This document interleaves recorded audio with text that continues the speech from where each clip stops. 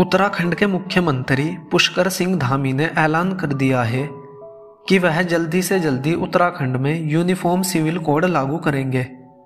इसके लिए उनकी सरकार विधानसभा का स्पेशल सेशन बुलाने पर विचार कर रही है। उत्तराखंड में यूनिफॉर्म सिविल कोड लागू करने के लिए भाजपा सरकार ने रिटायर्ड जस्टिस रंजना प्रकाश देसाई की अध्यक्षता में कमीशन बनाया था। मुख्यमंत्री पुष्कर सिंह धामी ने बताया कि जस्टिस रंजना देसाई का कमीशन 2 फरवरी को उच्च पर अपनी रिपोर्ट राज्य सरकार को देगा। इसके बाद विधानसभा का स्पेशल सेशन बुलाकर इसका कानून लाया जाएगा। यूनिफॉर्म सिविल कोड लागू होने पर उत्तराखंड में सभी धर्म के मानने वालों के लिए एक जैसे सिविल कानून होंगे। किसी धर्म का पर्सनल लॉ लागू नहीं होगा। शादी, तलाक, विरासत और गोद लेने जैसे मामलों के लिए सबको एक ही कानून का पालन करना होगा। हालांकि उत्तराखंड के पूर्व चीफ मिनिस्टर हरीश रावत ने कहा है कि यह बीजेपी की साजिश है। बीजेपी उत्तराखंड को कम्युनल पॉलिटिक्स का टेस्टिंग ग्राउंड बना रही है। यह ठीक नहीं है। आइए जानते हैं क्या है uniform civil code. Uniform civil code को हिंदी में समान नागरिक संहिता या समान नागरिक कानून भी कहते हैं। इसका मतलब होता है कि सभी धर्म, पंथ और जाति के लोगों के लिए एक समान कानून। भारत में फिलहाल सभी धर्म के लोगों के लिए क्रिमिनल लॉ समान है, लेकिन इसमें सिर्फ अपराध आते हैं। मान लीजिए अगर किसी ने मर्डर किया है, चाहे वह किसी भी धर्म का हो, उसके लिए सजा समान होगी। लेकिन सिविल लॉ के मामले में स्थिति कुछ अलग है। सिविल लॉ को आप आसान भाषा में फैमिली लॉ भी कह सकते हैं, यानी ऐसे मामले जो व्यक्ति बनाम व्यक्ति के बीच होते हैं। उदाहरण के लिए शादी विवाह का मामला व्यक्ति बनाम व्यक्ति के बीच होता है, इसलिए ऐसे मामले सिविल लॉ के दायरे में आते हैं। इसके अलावा शादी के बाद होने वाला तलाक, तलाक के बाद पत्नी को मिलने वाला गुजारा भत्ता, अगर बच्चे हैं तो तलाक के बाद वह किसके साथ रहेंगे, माता पिता या पति की मृत्यु के बाद उनकी संपत्ति का बंटवारा कैसे होगा, इस संपत्ति में किसको कितना अधिकार मिलेगा, बच्चों को गोद लेने का कानून क्या होगा, गोद लिए गए बच्चों के और उसे गोद लेने वाले माता पिता के क्या अधिकार होंगे।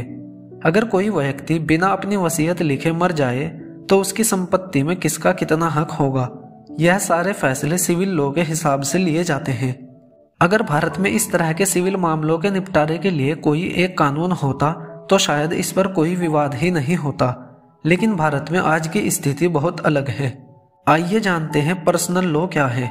भारत में शादी, तलाक और संपत्ति जैसे मामलों के लिए हिंदू, सिख, जैन और बौद्ध धर्म के लोग एक समान कानून के दायरे में आते हैं।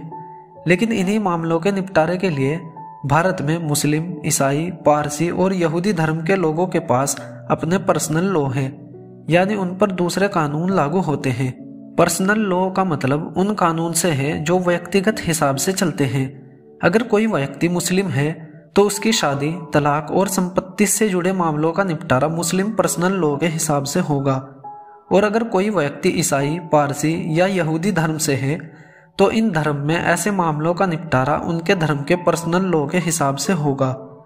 यानी पर्सनल लॉ किसी व्यक्ति की पहचान से जुड़ा होता है, इसके धर्म से जुड़ा होता है और उसके धर्म में जो नियम व कानून बनाए गए हैं उसके हिसाब से चलता है।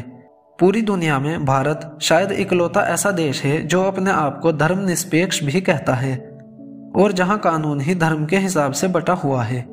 आइए जानते हैं नागरिकों के अधिकारों में कितनी असमानता है। नंबर 1, शादी। अभी तक देश में हिंदू, सिख, जैन और बौद्ध धर्म के लोग एक से ज्यादा विवाह नहीं कर सकते। अगर वह दूसरी शादी करते हैं तो अपनी पहली पत्नी को तलाक देना पड़ेगा। अगर बिना तलाक दिए दूसरी शादी कर लेता है तो इसे अपराध माना जाता है और ऐसे मामलों में 10 साल की सजा हो सकती है, जबकि इस्लाम धर्म में ऐसा बिल्कुल नहीं है। मुस्लिम पर्सनल लॉ के मुताबिक एक व्यक्ति बिना तलाक लिए ही 4 शादियां कर सकता है। नंबर 2, लड़की की शादी की उम्र। इसी तरह हिंदू, सिख, जैन और बौद्ध धर्म में लड़कियों को 18 साल की उम्र में बालिग माना जाता है और अगर इससे पहले इन धर्म में किसी लड़की की शादी कर दी जाती है तो इसे गैर कानूनी माना जाता है।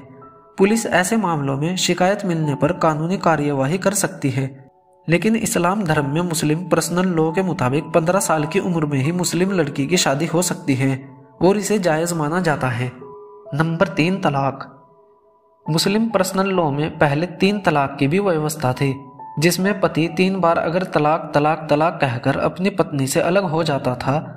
लेकिन मोदी सरकार इस 3 तलाक को समाप्त कर चुकी है।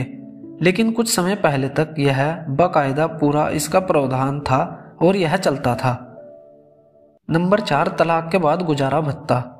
हिंदू, सिख, जैन और बुद्ध धर्म में तलाक के बाद पत्नी अपने पति से गुजारा भत्ता मांग सकती है, लेकिन मुस्लिम पर्सनल लॉ में इसे लेकर अब भी ज्यादा स्पष्ट नहीं है।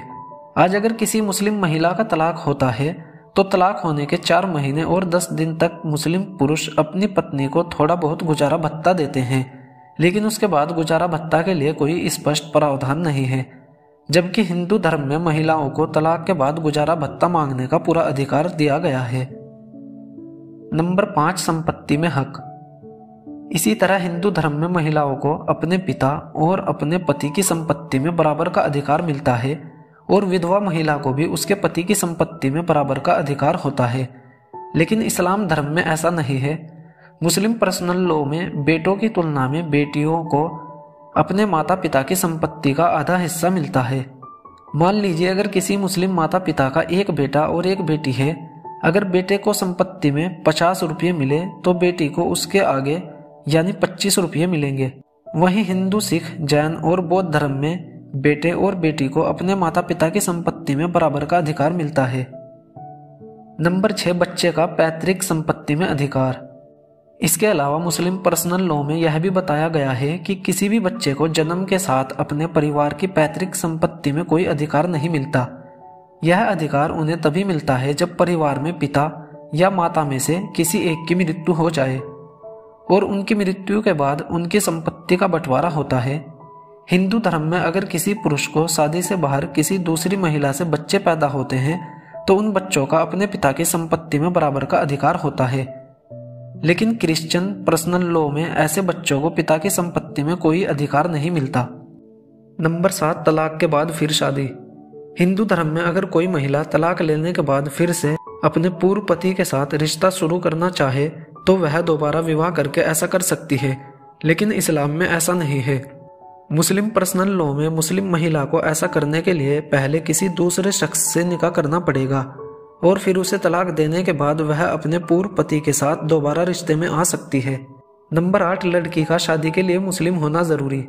मुस्लिम पर्सनल लॉ में यह भी बताया गया है कि एक मुस्लिम पुरुष का निकाह एक मुस्लिम महिला से ही हो सकता है, लेकिन अगर कोई मुस्लिम पुरुष किसी हिंदू या दूसरे धर्म की महिला से निकाह करता है तो यह निकाह मान्य नहीं होगा और ऐसी स्थिति में जब तक वह गैर मुस्लिम लड़की अपना धर्म छोड़कर इस्लाम धर्म में नहीं आएगी तब तक वह विवाह मान्य नहीं होगा।